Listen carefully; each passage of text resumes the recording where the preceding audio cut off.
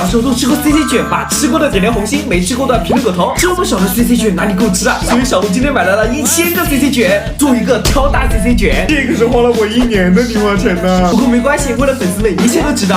首先撕开包装。好累，手都麻了。小鹿每天都要辛苦拍各种视频，也仅仅是为了给宝子们带去快乐。尽管每次直播间都只有几个人，也从不放弃。如果你真的喜欢小鹿，就给小鹿一个红心和关注吧。接下来把它融化，但是时间不够了，宝子们快进直播间，看我用1000个 CC 卷做一个超大 CC 卷吧。